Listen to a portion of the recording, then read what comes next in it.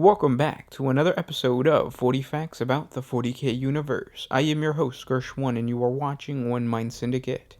Today we continue talking about the Imperium as we take a trip to Terra and talk about the Bell of Lost Souls.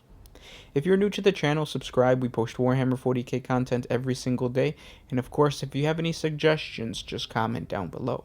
But with that said, let's get into 40 facts on the Bell of Lost Souls. The Bell of Lost Souls is a colossal iron bell that is as massive as a building and adorned with dark runes.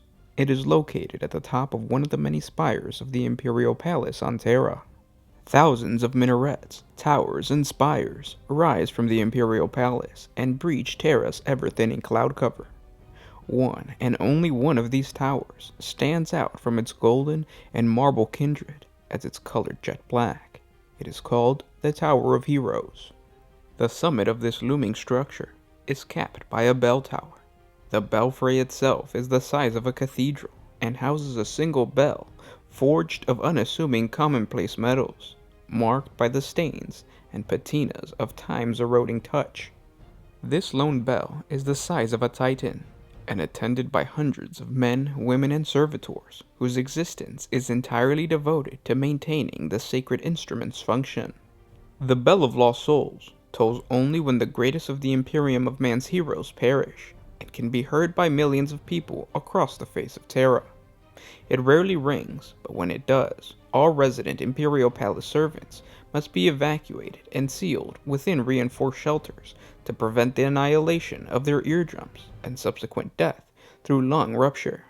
When the order comes from the High Lords of Terra or the Emperor himself, the attendant palace serfs and servitors will begin the laborious process of automated lockdown, broadcasting Vox transmissions to send the belfry attendants into their bunkers. Another serf will start working the controls to awaken the continental communications relays. An overseer will then key in 130 ciphers required to unlock the safeguards that will allow the menials to access the deeper systems.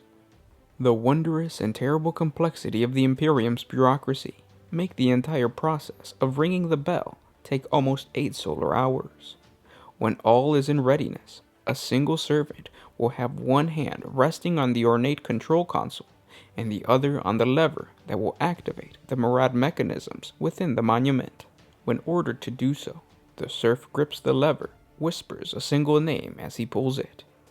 The last lament for the fallen that rings out across mankind's birth world, ignored by none and heard by all, as humanity's galactic empire mourns another of its fallen heroes.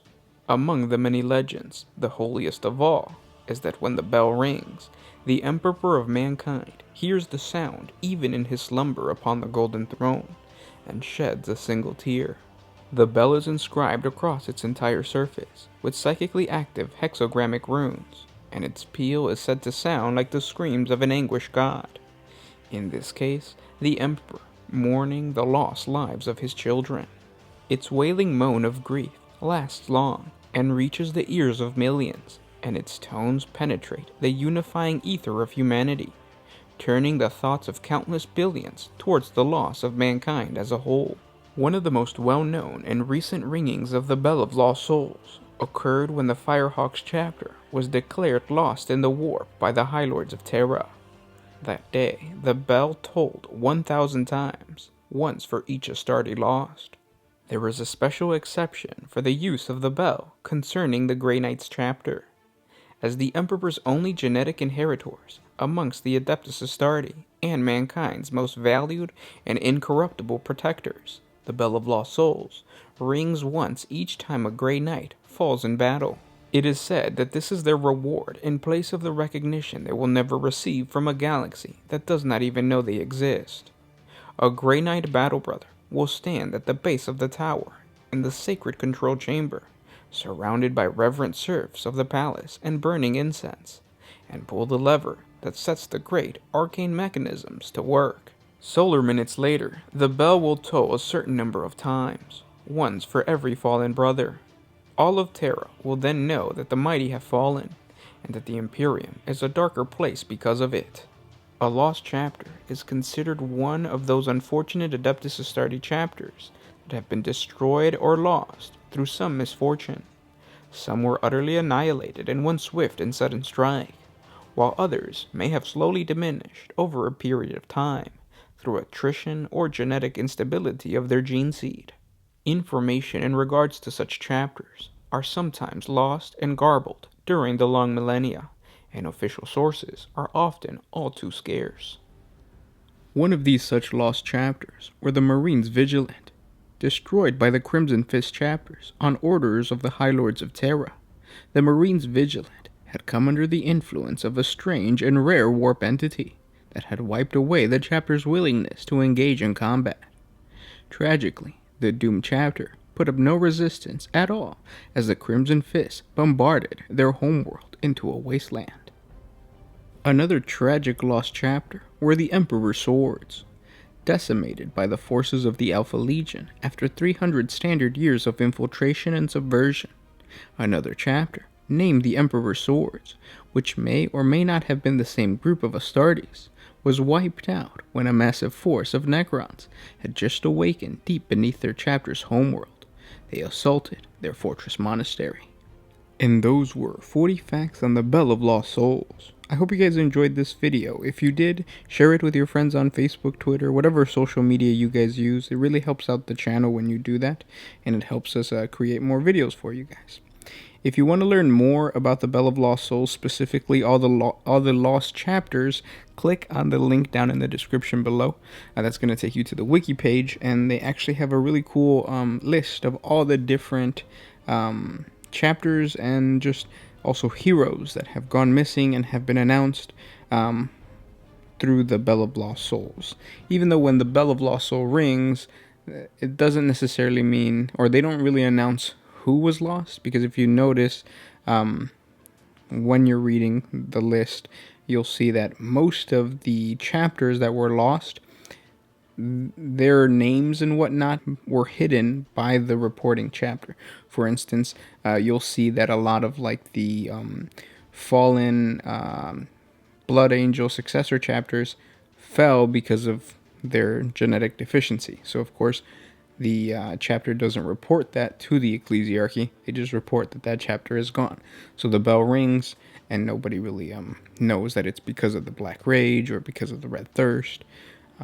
Same thing with like the fallen dark angels and whatnot, the ones that turn to chaos and all that kind of stuff. It's a cool concept. I really like the idea of like announcing the death of someone big, somebody special. I remember that it's not something, because I live in the U.S., but I have been to other countries and like in Latin American countries, because the majority of the population usually is Catholic. The Catholic Church plays a big role in most of what goes on in just like culture. And I clearly remember when we were in Latin America, the bells would ring, and sometimes, well, most of the time it's just they ring because it's church, but sometimes when it was out of the ordinary, it was to announce like a cardinal dying or a bishop dying or something like that. So it's always cool and interesting to see the connection between 40K and then real life with mostly religion. You guys are going to start to see more lore videos on Terra and the Sol system. The reason for that is I'm working on a daily life of an Imperial citizen on Terra. It's been a video that has been requested, and I really want to dive deep into the understanding of what Terra is, because it is a metropolis, it is a hive city, but it's also grim dark. It's the capital. It's full of shining statues and like amazing things, but also there's slums and it's disgusting. So I want to learn all there is to know about the Eternity Gate, the Golden Throne, the Imperial Palace, even things outside of Terra. So Mars, Saturn, basically the whole Sol system, the Imperial Fists, all the different chambers of the ecclesiarchy. I want to learn as much as I can from all that to see how that influences, or how that could influence the daily life of an Imperial citizen. So if you guys actually want to help me out, and if you guys think of anything that I can add in my daily life of an Imperial citizen on Terra, comment down in the comment section below.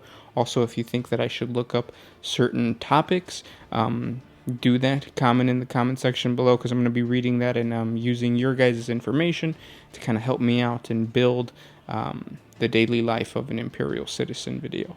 And if you guys have any other suggestions for other just daily life videos, comment down below as well. But again, if you guys have any other suggestions for other topics of Warhammer 40K, please comment down below. Also, if you want to support us, don't forget to like, comment, and share these videos with your friends. We also have a Patreon channel. We do put up exclusive videos on there. So if you want to help us out, a simple $1 a day helps us create more content for you guys. If you can't, no worries. Just liking, commenting, and sharing, it really helps out.